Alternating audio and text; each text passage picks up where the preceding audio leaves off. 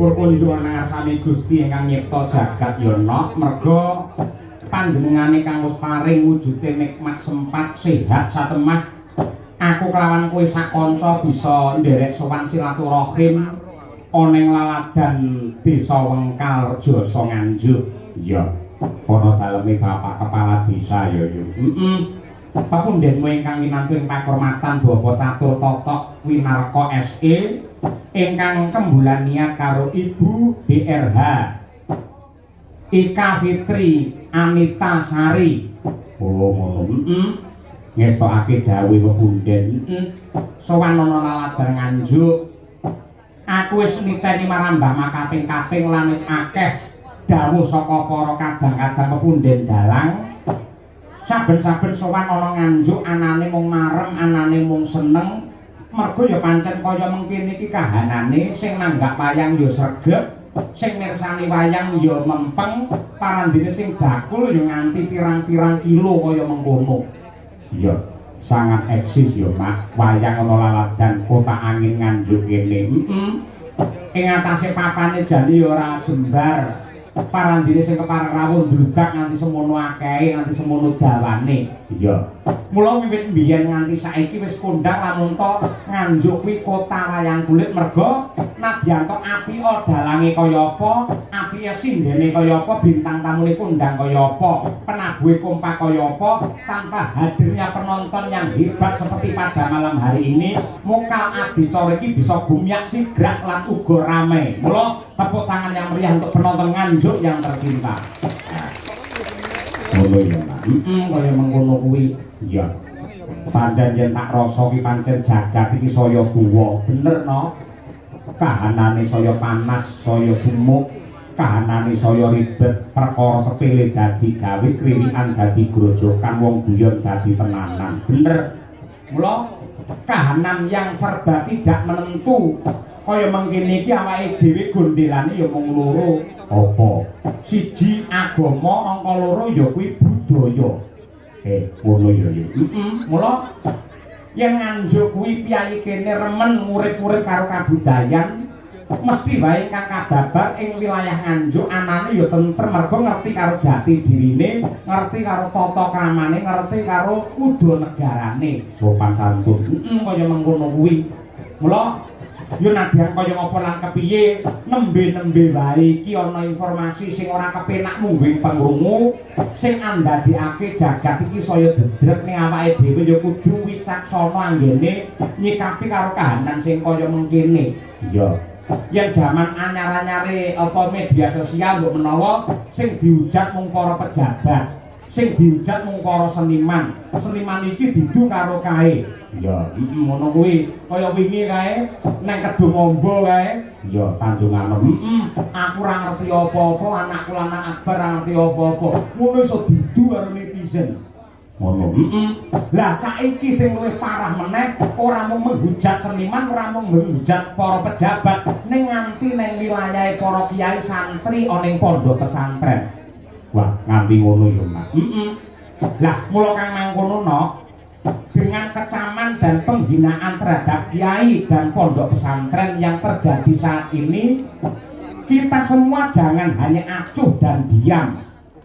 Mereka harus tahu selain seni budaya dan adat istiadat, pondok pesantren dari zaman dahulu sampai sekarang masih istiqomah mengajarkan adat, etika, sopan santun dan tata krama. Iya. Di pondok pesantren siang malam selalu bersujud, berzikir, berdoa untuk bangsa ini, termasuk mendoakan kepada semua orang yang ada di negeri ini. Ya. Kiai bukan gila terhadap hormat, namun mengajarkan kepada santri untuk menghormati dan menghargai. Santri bukan budak atau kuli, tapi mereka diajari untuk taat dan santun. Kalau memang kita bangsa yang toleransi, mari kita hormati pesantren yang telah mendidik moral bangsa selama ratusan tahun. Kita harus ingat para kiai yang menggerakkan para santri dan masyarakat melalui fatwanya untuk berjuang, berkorban nyawa melawan keserakahan penjajah. Kalau ada manusia yang menghina kiai, santri, dan pondok pesantren, berarti sama juga menghina sejarah panjang spiritual bangsa Indonesia ini. Kaya ngono ya, Mas. Kaya ngono kuwi. Ya. Ya semoga-moga mligine para warga masyarakat Nganjuk tetep kaya ngene iki terus.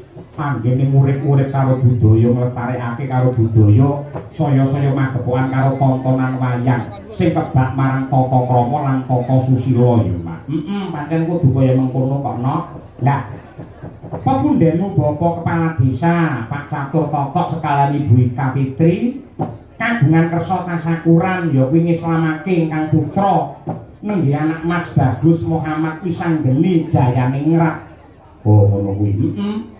Didongakake disuwunake marang kurbane Gusti Allah, mugi-mugi anak Mas Muhammad Wisanggeni Jayaningrat bener-bener dadi putra ingkang soleh, bekti kelawan Gusti ingkang nyipta jagat, bekti marang Rama Ibu, sungkem marang guru lan uga piguna tumraping keluarga, agama, budaya, nusa lan bangsa, pinaringan kesehatan lahir batin satemah dadi bocah ingkang mulya ora mung donya wae, nganti tekan akhirat uga diparingi kamulyan. Ngono kuwi. Matur nuwun uga ya Mak karo Kang Siswantara sing saka Bulusari Tarokan Kediri. Panjenengane Kang Sis karo Mbak Yuku Nyamini sing nyatane wis akrab, wis apa jeneng manjing dadi dulur karo Pak Lurah Wengkal, satemah sing kepareng telepon karo awake dhewe iki ya Kang Sis kuwi. Iya. Akhire gandeng aku akrab karo Kang Sis wiwit aku isih kuliah mbiyen, saben-saben budal komputer arep mangkat ning Solo, mampire ya ning daleme Kang Sis kuwi wis diopeni apa mestine. Iya. Akhire barang sing ditelepon ki aku lumantar Kang Sis ora Pak Lurah dhewe sing ditelepon, aku ora wani muni piye-piye lho. Iya, upamane sing telepon aku iki Pak Lurah Wengkal dhewe, mongko aku rung tau kenal, mesti tak gawe rega apa mestine. Gandeng Kang Sis sing paring dawuh, mula anane aku ya manut wae ngono kuwi. Ngono ya. Kaya ngono kuwi. Sing jenenge tuna satak bati sanak ngene iki. Iya, ngono ya. Kaya ngono kuwi. Lah, lagune khusus kagem sing dihitamake supaya dadi anak sing becik, ngerti ya karo alamate anak soleh. Ngono kuwi. Sing nentang sapa? Aku tak nyuwun pambiyantu karo Ibu Sukesi Rahayu luwih dhisik. Lah iya. Coba dongakno kudangen Bu Kesi, anak lanang Yogi Muhammad Wisanggeni Jayane Ngrat. Muga-muga dadi bocah sing bener-bener santosa lahir lan batine, lumantar ya ki tembang alamate anak soleh. Monggo Bu Kesi.